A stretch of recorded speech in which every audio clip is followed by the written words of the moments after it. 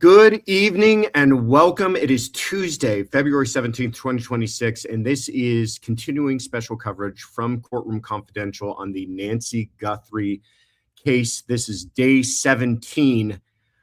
Thank you all so much for being here. This is, of course, Courtroom Confidential, the fastest growing true crime news channel on YouTube.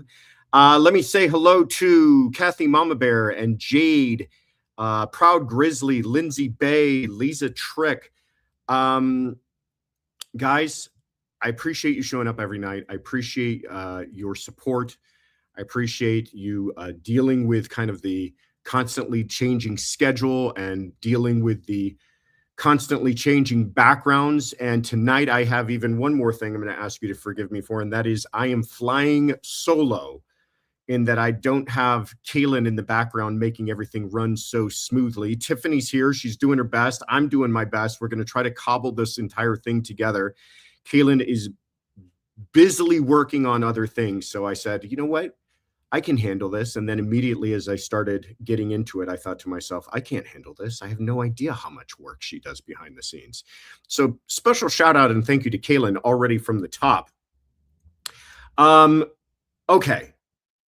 Let me get through these introductions, intro statements as quickly as I can, because I want to get to you guys. There's a lot of interesting things that took place today.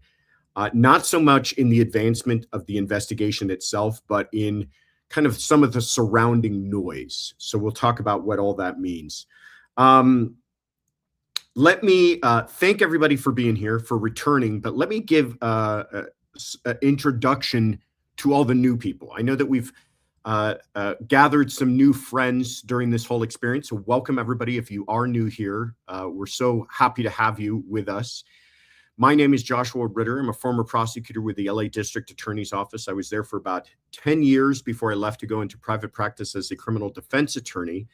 And we started this channel, Courtroom Confidential, with the idea of presenting to you both sides of the courtroom and now both sides of the issues, both sides of the story, giving to you as much of a fair and balanced view of what's going on as we can. And we're trying to continue to do that during this Nancy Guthrie case, which is now into day 17 that she's been missing, the third week. And I'll be honest with you, today was not a great day. Today was a setback. I don't think there's an easy way of saying it. The things that we learned today were troubling to me as far as where they're at in the investigation. Hats off, applause, encouragement to the tireless efforts of law enforcement, local, Pima County, FBI. But there's no sugarcoating the idea that from what we know, and I hope I'm wrong, I hope they know more than we know, obviously. I hope there's more that they're not telling us, which is a strange thing to say, but from what we know, their investigation, I'm not saying it's stalled. I'm saying that it feels like they have about as much to go on right now as they did a couple of weeks ago, and certainly just a few days ago. So we'll talk about all of that. In the meantime, stay to the end for announcements. Please don't miss out on that. There are some special things coming up I want you guys to hear about, but take a deep breath. It's Tuesday. You've made it. You're a fifth of the way through the week. Everything's going to be all right. Thank you to SheFly999 for the very kind super chat getting us started this evening. Thank you to Lindsay Brilhart for being a member for 8 months, as Love CC, Love Tiff's Tea Time as well. It's a special benefit of our membership program. You guys should check it out. Heather Cooper Smith, thank you so much for the super sticker.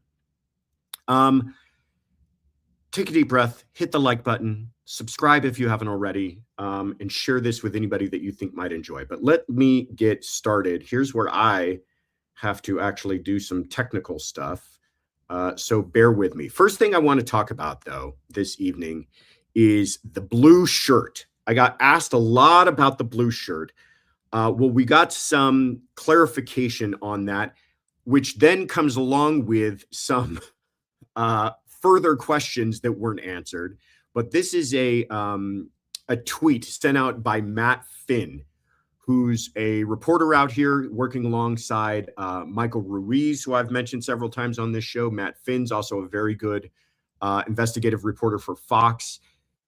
I'll read you these tweets and then we'll talk about it. Michael Ruiz, February 10th, so a week ago, says a blue LL Bean shirt outside of Nancy Guthrie's home in Tucson, Arizona, Tuesday, February 3rd, 2026. So it's actually from even earlier than that. His tweet was done on February 10th. And I had a lot of people asking me, what about this blue shirt? What about this blue shirt? And I'll be honest with you, I had remembered seeing images of it, but I thought, I don't have any updates on it. Well, now today, Matt Finn tweeted, update on the blue shirt at Nancy Guthrie's home. Sheriff Nanos tells me, quote, that shirt was used by USBP K9, which is the Pima County investigative or Border Patrol, pardon me, U.S. Border Patrol K9, and was left behind by USBP. Once we were notified, we retrieved it and verified it was left by USBP. Okay, let's get into that. Well, first of all, sloppy, right? I mean, now we've heard that they're dropping gloves all over the place, and perhaps now they're dropping articles of clothing at a crime scene, by the way. Maybe a little bit easier to understand when you're out in the field and you're miles away from the home and you're doing a grid search, things might get left behind. This is on the front steps of Nancy Guthrie's home. Right now, if Kaylin were here, she'd be showing you an aerial view of the home, but she's not. So you're stuck with what I can give you. But at a crime scene, they're leaving this behind. My follow-up question, though, is it's unclear from this, is the blue shirt owned by someone at USBP? He mentioned K9. That's making me think, was it somehow used by the K9 unit? When they say K9 unit, are they talking about like bloodhound unit, dog sniffing unit? Was that her shirt that they had been using for a scent? I mean, I don't even know if I'm asking ridiculous questions here, but I am asking questions because there's no further clarification on where that shirt came from. Did it belong to Nancy? Is it a piece of evidence, or did it belong to USBP and it was just sloppy and left behind? I think, sadly, the best case scenario we have here is that it was just sloppy and left behind. That's the latest on the blue shirt. I will continue to try to give you some updates on that. I'm going to give you kind of the odds and ends of what we learned today first, and then we'll get into kind of the bigger stories for today. The other thing we heard about, again from Michael Ruiz, tweeting out that there was a new addition to the reward, new today, on top of the FBI's $100,000 reward. A Milwaukee attorney has posted another $100,000 for info leading to the arrest in the suspected abduction of Nancy Guthrie. And then this apparently is that attorney, Michael Huppy, H-U-P-Y, update. Having seen no progress in the Nancy Guthrie case being solved, I am offering a $100,000 reward through Crime Stoppers for the arrest of the perpetrator. Making me think this is legitimate because Crime Stoppers is a legitimate organization. The reward will be posted through Crime Stoppers of Tucson. My interview with the Channel 6 in Milwaukee will be aired at 9 and 10 p.m. tonight. That was earlier today, so I expect that we'll hear an interview with this gentleman this evening. You know what? I'm just going to say good for this guy. I mean, is he trying to get a little publicity out of this? Perhaps. Is he trying, you could say, well, is he trying to interject himself into the moment? Perhaps. But at the same time, you know what? If he's willing to put up $100,000 legitimately, and that somehow turns things in this case, then good on him. I mean, here's my thinking on these rewards. I had heard, a lot of people talking initially when it was $50,000. They were saying, well, that's not a lot of money. Doesn't Savannah Guthrie have a bunch of money? Doesn't NBC have a bunch of money? Why don't they make this $2.5 million? Well, there's a reason actually behind that. Look at the exploitive people out there already. Look at the people trying to take advantage of this situation already. You've had ransomers who are apparently completely illegitimate at this point. Notice how we don't even talk about that anymore. No one's really closed the loop on that, but I guess we're all to assume that they were illegitimate because the deadlines have come and gone. We haven't heard from them anymore. Nobody talks about them. Nobody talks to them anymore. Savannah doesn't even address her comments to them anymore, but it would have been nice if somebody came out and said, we've determined that was illegitimate. If they did and I missed it, my bad, but I haven't heard, when you're not doing press conferences, kind of hard to get all the information all at once. Instead, they're doing these piecemeal interviews. So you already saw people trying to exploit the situation. You can imagine that might encourage others if you were to bring this into the seven figures. $100,000, $200,000. I think you're probably right in that sweet spot where it's going to get what you're looking for. You're not looking for someone who's going to go out there and try to solve this case themselves to earn the money. You're looking to turn a buddy. You're looking for that breaking point in no honor amongst thieves. You're looking for that point where his buddy, his cousin, his coworker, somebody who knows about this guy, somebody who recognized him, somebody who heard something, saw something they shouldn't have heard or seen, and it's keeping their mouth shut.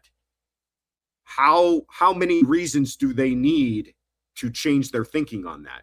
50,000 reasons, 100,000 reasons, now 200,000 reasons why they might turn their good buddy in, say something that they otherwise would have kept their mouth shut about.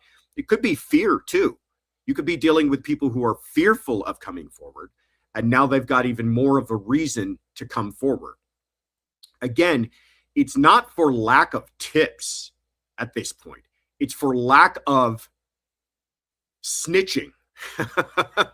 and I mean that in not as in the least derogatory way possible. The police, law enforcement has received thousands of tips, over 20,000 tips they've received at this point. So it's not for lack of theories, good ideas. It's for lack of somebody saying, you need to go check out so-and-so. I heard this, I saw this, go check out so-and-so. And again, I don't even have it in my notes here, but TMZ has kind of been a part of this whole story, that they've been receiving, communications from someone who's saying they can do exactly what I'm describing, but they don't want to go through law enforcement. Well, I think that speaks more towards the legitimacy of it. And again, you get this reward into that high a figure, you might encourage people to come forward and try to exploit the situation. The only good thing about it is they're not going to get paid out unless it's actually a legitimate tip, but it could waste time and resources trying to follow up on some of this stuff. So this Milwaukee attorney came forward. The next thing we heard about is Pima County Sheriff talking about what they've learned more about the clothing. Again, this is Mike Ruiz, good buddy, doing a lot of hard work out here. The guy, I didn't even see him today. He's just out driving around trying to gather information. We had actually been talking last night about, they've narrowed down the backpack. What about the other stuff? And I'll get to what I think is most important. But one of the other things that's fairly distinctive in the video, let me see if I can be, how fancy I can be here with you guys. I'm going to pull up that video so that we can be having a conversation about it while we're talking. One of the things that is fairly distinctive in this video is the jacket. So that jacket, it's got that line across it. You can see there. The cuffing, people have pointed out, is kind of distinctive in that it appears to have this cinched cuffing. Well, they've fairly quickly and fairly specifically identified the backpack. And I'm curious as to, why this jacket has been taking a longer time. Well, Mike kind of cleared that up today. I'll give you his tweet again here. He says, Look at you go, Josh. Way to go. Key takeaway, PCSD can confirm that the clothing seen in the video may have been purchased from Walmart, but is not exclusively available at Walmart. Okay. Well, I guess the encouraging thing you could take out of that is that they're not saying clothing similar to that has never been sold at Walmart. Why do we want it sold at Walmart? Well, you're taking all of these data points and you're trying to find connections and crossover transactions, right? If you've got a backpack and that's all you're looking for, and you know that it's sold exclusively at Walmart, that's a great thing. At least it's not sold everywhere. Now you got to narrow it down to how long has it been sold at Walmart? How many Walmarts are in the Tucson area? I've heard something like 17 different Walmarts in this area. How long has it been sold there? Now you've got thousands of transactions dealing with this backpack. So to whittle that down and narrow your focus, let's try to match that up with, did anybody making a purchase also purchase a jacket? Credit cards are going to make it easier because you've got purchase histories. Cash purchases, they can also track, but now they're going to need it to be either done on the same transaction or somebody to literally sift through photographs of these transactions to see if there's anybody similarly matching a backpack and a jacket. That's where they got to go through with all of this. But I'll give you my hope and theory that we discussed last night, myself and Ruiz, and then I'll say some thank yous because I know I've kind of been just rambling on here, but my understanding is, and Mike wasn't comfortable enough to kind of start putting this out there on Twitter, was that the mask, or at least masks similar to, could potentially be the mask seen in the video, is also sold at Walmart. And this was very interesting to me because how many ski mask purchases are they getting? Who wears ski masks anymore? I mean, it is, to me, it's like the only time you ever see a ski mask anymore is in a bank robber film with lazy writers. It's such a cliche, this idea of a ski mask. I didn't even know these things exist anymore. Like literally the 2 eyes and a hole for a mouth ski mask. I can't imagine that is a very common purchase at Walmart. And let's hope it is sold at Walmart, and let's pray to God that it is a very rare purchase, because now you can really narrow that down. How many people purchased that mask? How many people also purchased a backpack? Maybe also that similar jacket. Again, some of these things might be helpful, some not.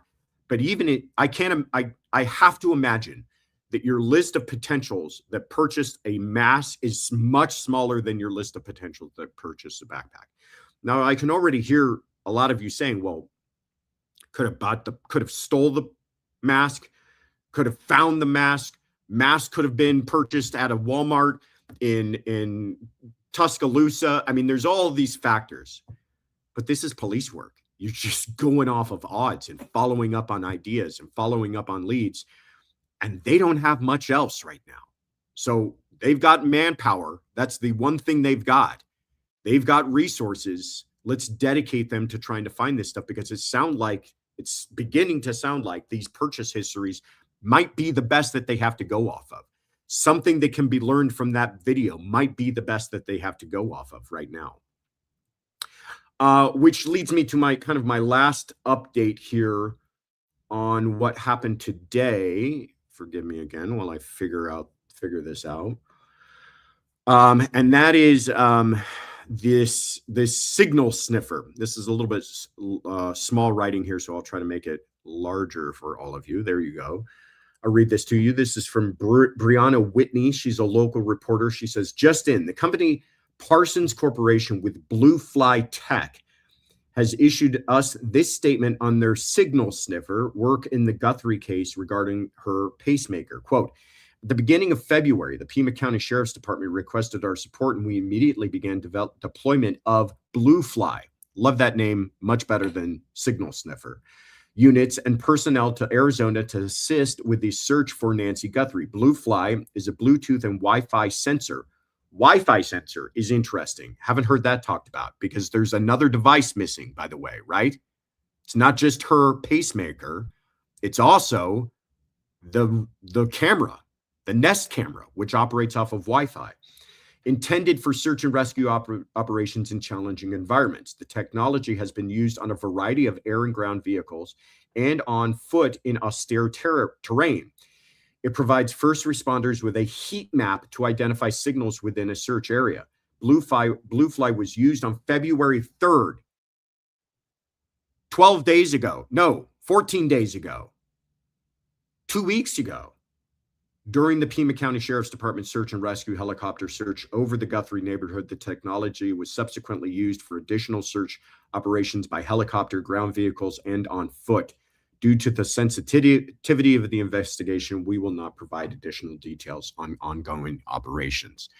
Well, one takeaway I think you can have from that is that it sounds like a very legitimate undertaking, Blue Fly. But they've been at it for 2 weeks. And if they're looking for her pacemaker, they're looking for her. And so essentially for 2 weeks, they've been using this technology and not getting very far, which is kind of a good summary for how this investigation is going. Go ahead, Tiff. I know I've been kind of not taking a breath here. Let me thank Jude the Tiger. Thank you so much for gifting a membership. That's very kind of you, Jude. Ms. Minnie Parker has been a member for 2 months, everybody. Super excited to catch a full live. Thank you so much for being here. We're happy to have you. Excited to have you. Shy Gal, thank you for the super chat. Says, thank you to the best chat and the best co-mods and Josh and Kaylin and Tiff. Love you all. I can't chat. I'm working. Oh, boo. Well, thank you for sending that message at least. You're with us in spirit. Thank you to 1016 for the super chat and kind words. That's very kind. Thank you to Bailey for supporting the mods with coffees. That's very kind of you. Debbie Harrow, for my favorite peeps, Josh needs a gallon of coffee. I do need a gallon of coffee. All they've got for me here in the hotel room is a espresso maker. So all I can get is one little shot in the morning. So I've been doubling up the espressos till I get like half a cup full of espresso and I pound that. Give me an old-fashioned coffee maker for goodness sake. Amanda RN NC, thank you so much for the kind support and super chat. Says thank you all for all that you do to keep us informed, Josh. Well, thank you guys for showing up every day to listen. I appreciate that. Bo Bear just became a member. Welcome aboard, Bo Bear. Nice to have you.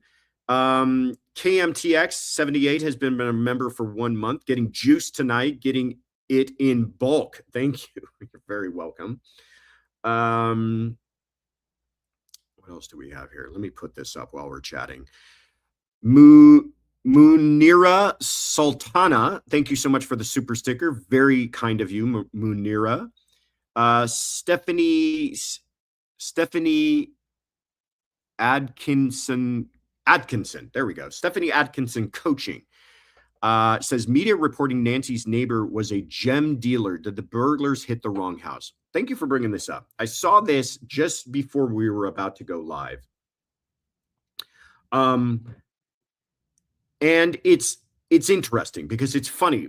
I've been taking rental cars and Ubers and everything else and chatting with as many people as I possibly can in the area, because sometimes that's really good sources of information. Asking them, what are their thoughts on this whole thing that's taken over their town for the last couple of weeks.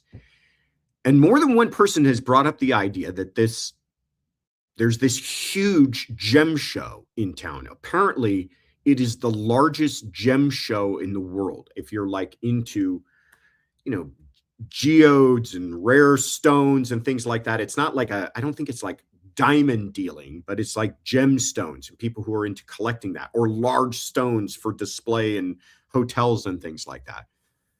And I've asked, why do you bring that up? And they say, well, it just makes me think that there's a bunch of people in town. The population of Tucson has kind of grown because of that. A lot of people from other countries, a lot of visitors here.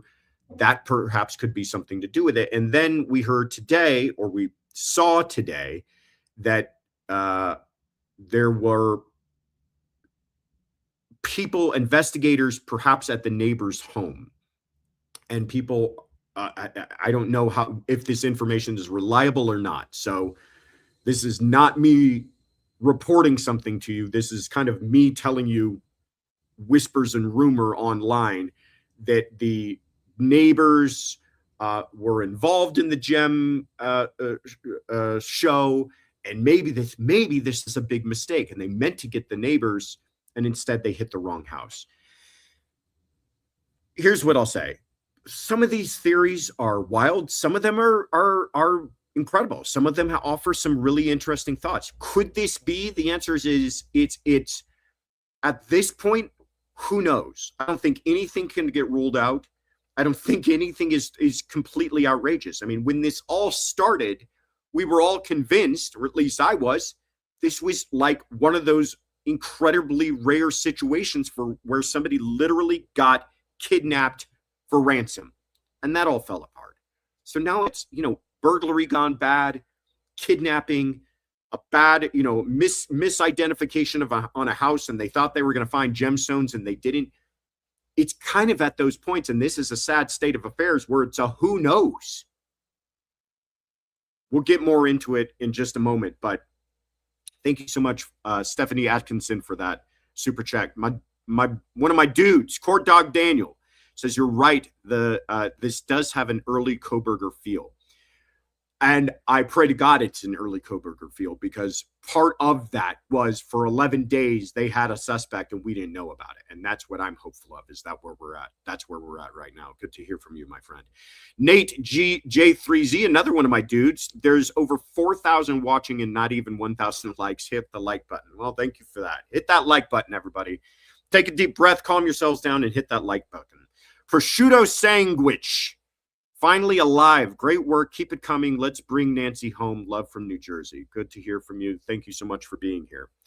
All right, let's get into some of the latest today that I found to be most.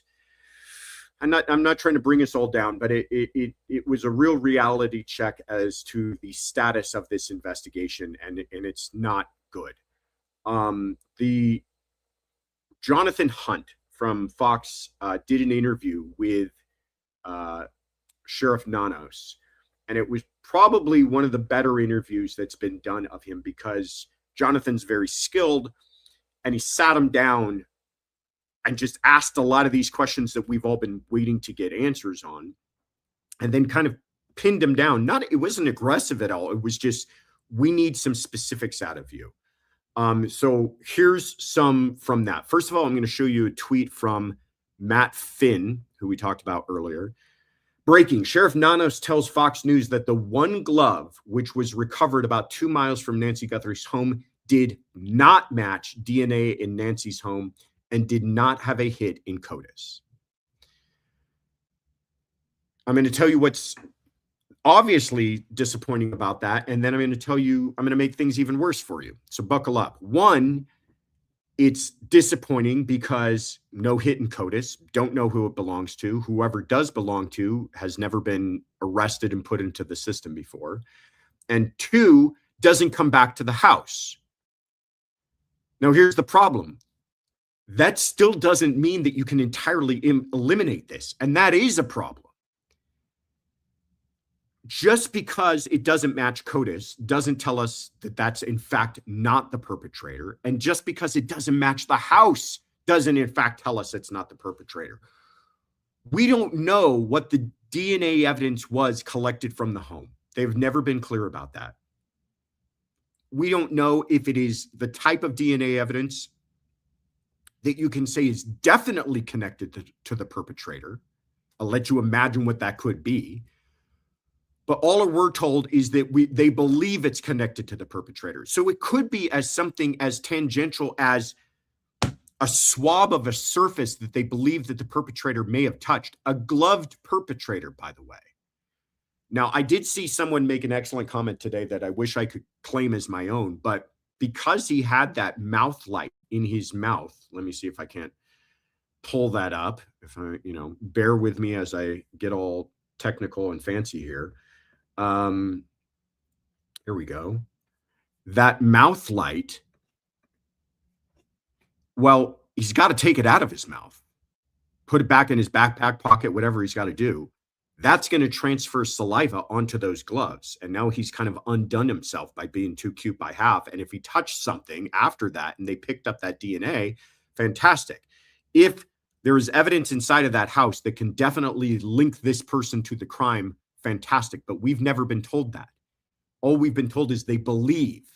So now, just because the DNA from the house doesn't match the DNA from the glove outside, doesn't mean you can eliminate the glove outside entirely. I don't believe it's connected. It's 2 miles away. I think it was a long shot to begin with. But if it had matched, we'd be off to the races, right? Because now you've got a glove matching the glove from the video found outside of the location, which matches DNA inside of the location. What are the chances of that? That's got to be your suspect DNA. But now, because of that, we don't know if either one of those samples are in fact the suspect or not. So you can't disregard either of them. It's a really bad place for this investigation to be. It's sad that I have to say that, but I'm not going to pull punches on this. I was very discouraged by how things played out today.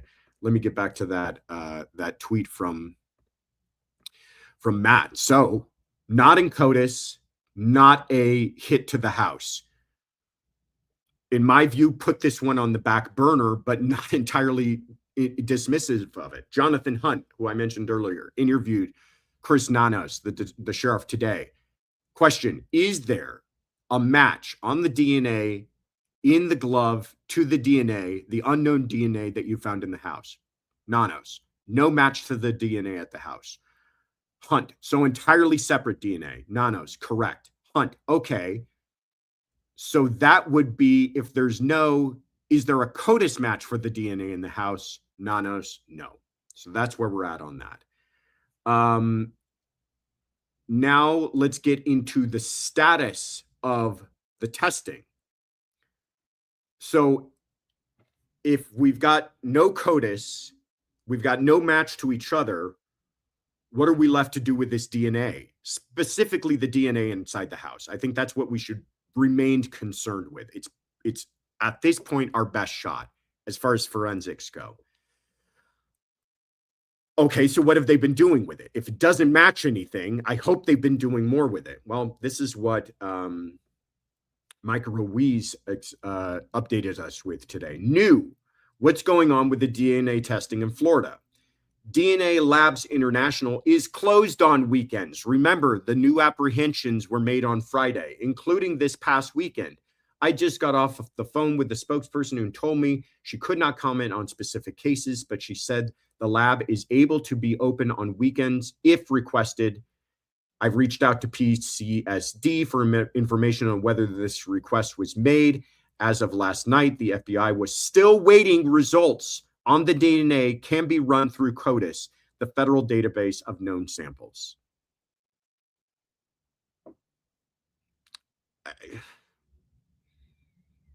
I mean, it sounds like again, I am trying to be as forgiving of everybody's efforts, and sometimes these things take time, but especially when it comes to that DNA that was found inside the home, they had that from very early on.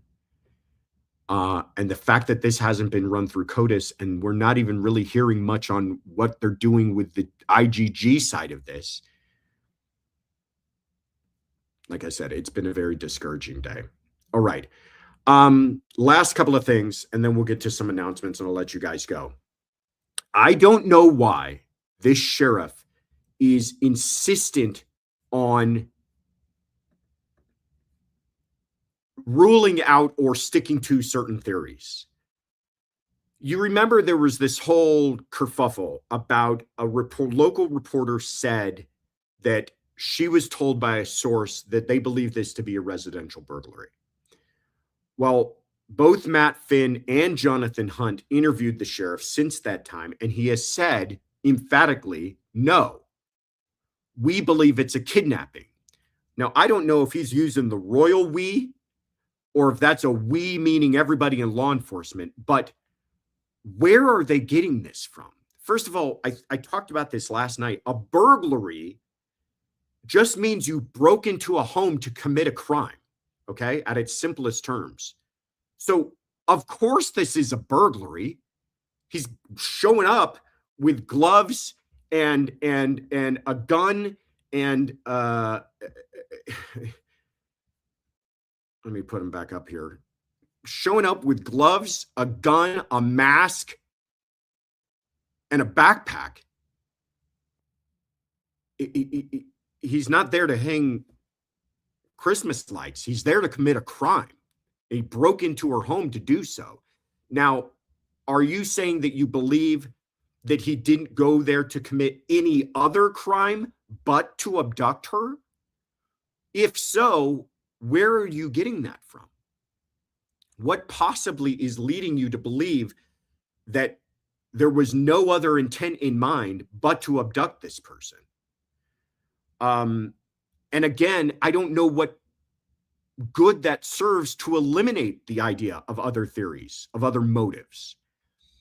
I was talking with Paul Morrow about this, and he said, well, and this is why he's so clever. He said, well, what if they have, and we don't know this, but what if they have information about, say, an IP address that they believe is perhaps linked to this case, and that IP address had been searching Savannah Guthrie in a real upswing of activity before this kidnapping took place? Then you could go, oh, okay, now it does appear as though there was some sort of targeted end in all of this. And maybe then you could say, I believe this was a kidnapping, but not something else. But to get into theories, go find the woman.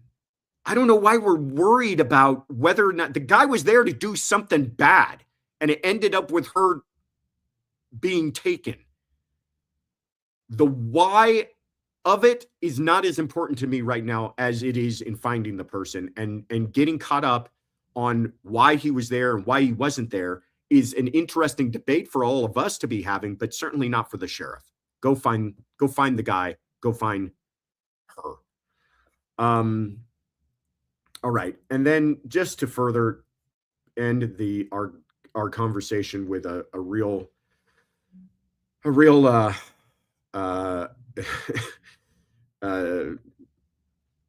sad note, sorry. Jonathan Hunt, and I'm so glad that he asked this, ended his interview essentially with Nanos saying, Hunt, is there a match on the DNA in the glove? Oh, pardon me. No, I already read that one. Here it is.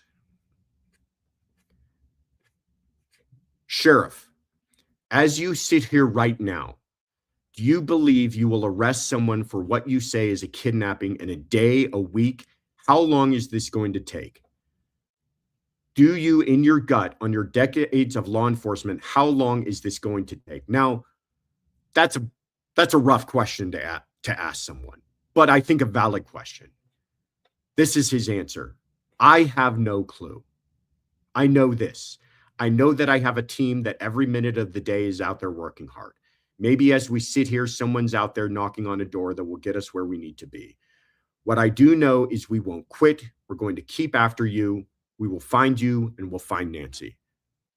I'm going to give credit where credit's due. I'm glad that he said that. I believe that that is true. I believe that everybody involved in this is passionate about it and wants to see a resolution to this whole thing.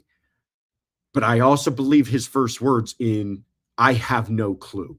And that's the part about today that was most disturbing, is it appears as though they are right back where they started from. Now, that all being said, they are not where they started from. They've got that surveillance, and that is still great stuff. And they still have a mountain of data to dig through. And that's still, I believe, the break to this case is in their hands right now. They just haven't found it yet. And They still have DNA that they can work off, and there's still IgG that they can do. This is not by any means over, but I do believe they have no clue. I do believe that there is not like a person that they're watching. Maybe this is all a smoke screen. Maybe he's doing this to throw us all off. Maybe he's doing this to lull that person into a false sense of comfort. But today was not a good day. It felt like a discouraging day. Let me take some of your comments, and then I'm going to give you guys some quick announcements and get you all out of here. Okay.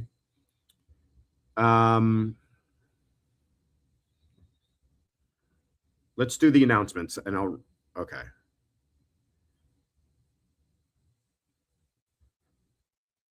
Okay, so apparently Brian Anton sat down with the sheriff as well today. I can't put this up for you guys. Sorry. He says, just sat down with the Pima County Sheriff. He says they still don't have the video from Nancy's other cameras, and it's in the hands of Google now. So perhaps something could come out of that.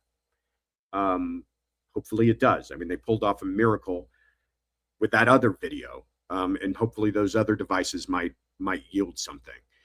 All right, Tiff. Thank you so much, Heather Cooper Smith, for the super sticker. Very kind of you. Ms. J Vibes, Josh, what have you heard off the record, wink, wink, that why they detained the people they did?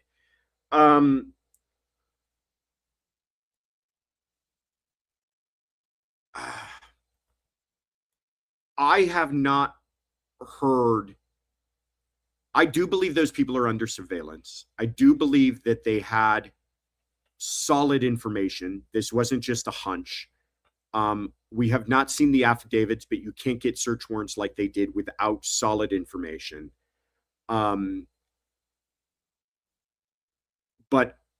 I also have not heard that this was, I have not heard something like just sit tight. It was kind of like, listen, it was this idea of, listen, sometimes things sound good and sometimes they don't lead anywhere. And that was not all that encouraging either. But thank you, Miss J Vibes, for the question. Nana of 4, thank you so much for the super sticker. Very kind of you. Linda Elliott just gifted a membership. That's very kind. Appreciate you. Debbie Harrow. Yes, police at neighbors I saw on live stream. Could be just collecting cameras too. I mean, could be more, but could just be collecting cameras. Debbie, thank you so much for showing up tonight. Always appreciate you. M3 Outdoors, can they test the DNA against the people detained Friday night? Yes, and I believe they are. And those results, if that's happening, could be coming through any day now. And I might be wrong. I thought there was reporting that they had secured warrants for DNA as well.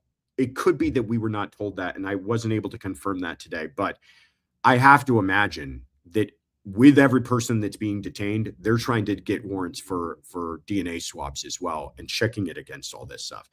Mimi Muddy, thank you for the super sticker. Appreciate you. Zach Butson says, I'm from Wisconsin. Michael Huey is well-respected lawyer specializing in protecting against elder abuse. He's legit and cares about seniors. Fantastic. Love to hear it. I'm very encouraged by that. I mean, what a that's no small chump change for him to throw that out there just because he wants something done about this. I love to hear it. Court Dog Daniel says, what we thought Kohberger was cold until it wasn't. I keep bringing this up too. I'm really hoping this is a Kohberger situation that we they had, by the way, they had less to work off of that we thought in Kohberger.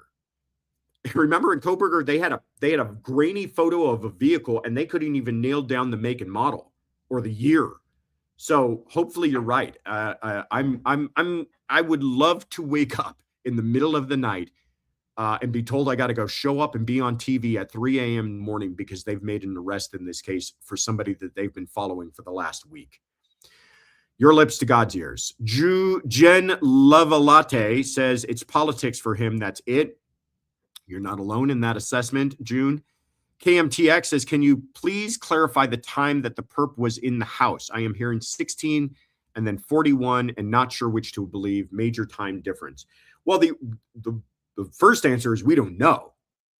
The next answer is that we have information as to when that camera was disconnected and to when her pacemaker was disconnected.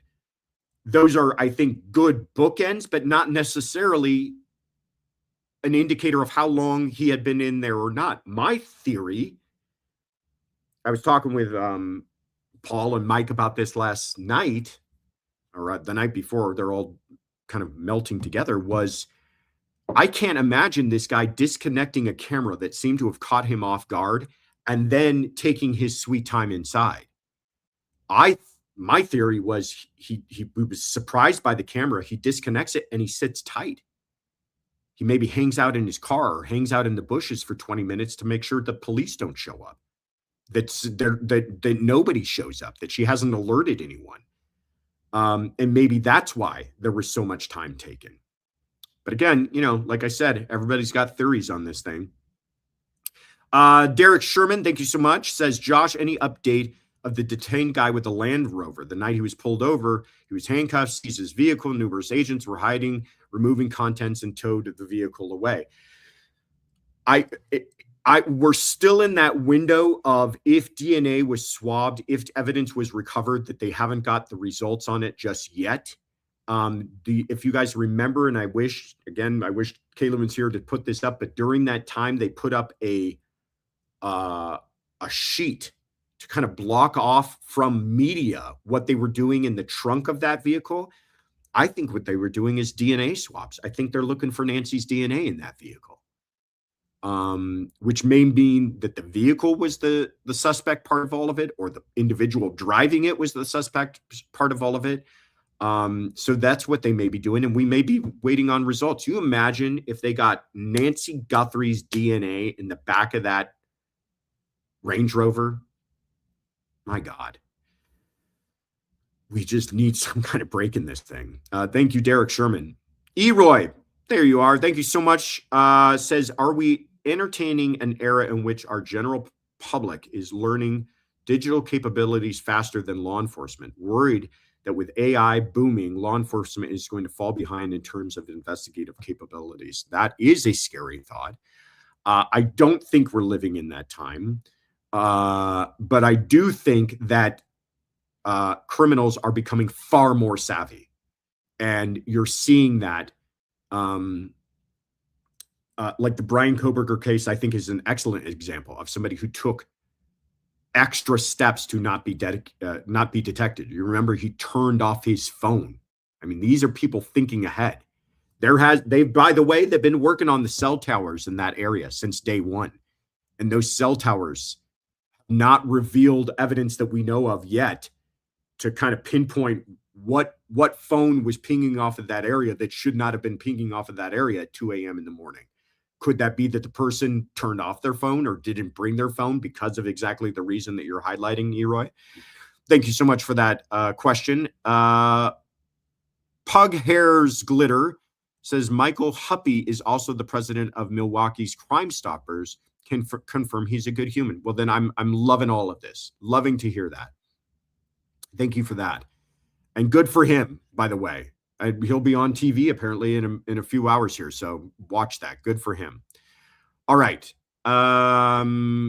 Jamie Sue, thank you for everything you do. That's very kind of you. Thank you, Jamie, for the support and kind words. Jude the Tiger, I'm 100% okay with law enforcement being tight-lipped in most cases, but if this is purposeful, then it says they don't think she's alive. I don't think we can interpret from their silence that they fear the worst, but I think we can interpret from their silence they are not concerned with sharing information with us, which is, again, I agree with you. I'm okay with law enforcement being tight-lipped as long as they're doing their job. But when you gave press conferences initially and you invited us all in and then you shut us out, why? What's going on here? Is it because you didn't like the coverage? You didn't like what was being said? Get past your own ego and try to help people understand what's going on. Thank you for that, Jude the Tiger.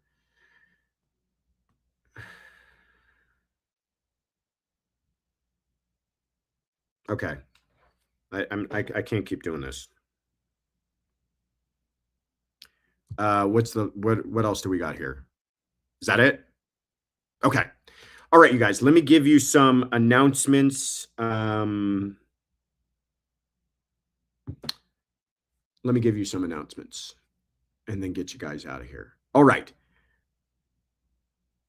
First of all, check out all of last week. Check out yesterday. We've been doing these live streams all through the week. There's a lot of good stuff. Some of it I repeat, some of it I don't. So if you're curious about anything, please check out the coverage we've been doing on this. And we appreciate you guys showing up and all your support. Sunday, also over the weekend, we did Sunday Fun Day, which was kind of a nice break from all of this. We did talk a lot about Nancy Guthrie, but we talked about some other cases as well that are still ongoing. Corey Richens is coming up. Aaron Spencer's coming up. Juliana Magali's got sentenced. So please check that out. And then also on Fox Nation, I've been doing a show every single day with Donna Rotuno and Paul Morrow. Please check that out. Lots of interesting thoughts and coverage that I haven't even been able to do here. We've done there, along with some very interesting interviews. That's over at Fox Nation. Stay tuned. This week, we're still going to do this coverage. I'm still out here, and I'm going to give you guys a nightly update as long as I possibly can. Tomorrow, Wednesday, we're doing a special premiere of something that we've been working on long and hard, and that is Corey Richens' case notes premiere at 5 p.m. Pacific, 8 p.m. Eastern. We're very proud of the work that we put into that, and we wanted you guys to have that before her trial actually begins. So that's tomorrow at 5 p.m. Pacific, 8 p.m. Eastern. And then because of that, next week on Courtroom Confidential Live Trials, our sister channel, we will be streaming that trial. So every day starting February 23rd, please check that out. At our sister channel, Courtroom Confidential Live Trials. If you have the link, Tiff, please put it up in the chat for everybody. All right. Lot of new members. I'm going to thank some of you all tonight. You're all fantastic. You're all, honestly, you make me look forward to doing this as tired as it can be after a long day.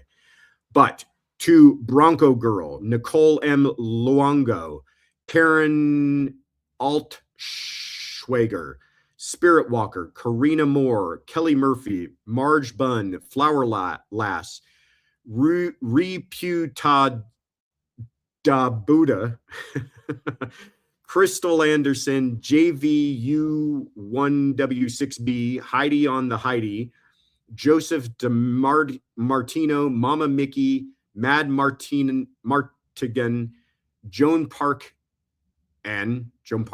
Lemon Life Tea, Joyce Harper, Crime Curious, Lisa, J-Cat, Super Blue, Miss Chivos Dragon, Listen Linda Listen, Nancy Kai, and Kindness Coefficient. Thank you all so much. Eroy says, hit like and subscribe before you leave tonight to show Josh, Tiff, and the mods how thankful we are for always making the time to get us the updates. Thank you, Eroy, and thank you, everybody, for always making us feel so loved and appreciated. You guys are fantastic.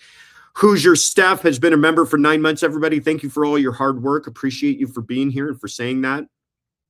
All right. Some final thank yous, and that is to 4 very wonderful people, Afton, Shy Gal, Kathy, a therapist you know. You guys are awesome. The work that you do, you're the best on YouTube. Kaylin, she's not here, but I'm still going to give her some love because she still does so much for us, and she's doing that right now. She just couldn't be here. Thanks to Alicia K. Mayo says, thanks for the ad-free lives. Yeah, this is something I don't highlight enough, so thank you for that, AKM. We are dedicated to doing our live streams. If you show up, we're not going to allow YouTube to get involved. So thank you all for all the support to help us make up for all of that. But yeah, if we're doing a live stream, we don't want to interrupt that with YouTube ads. So thank you for highlighting that, Alicia K. Mayo. And to Tiff, as always. She did a lot tonight. Can we give a little round of applause for Tiffany for kind of doing double duty with the triple duty, actually. She's doing the chat, she's helping me, sending me tweets, and she's making sure we got 3 kiddos who don't light the house on fire. You guys are the best. Thank you for everything. And I will see you again tomorrow night. Take care, everybody. Bye-bye.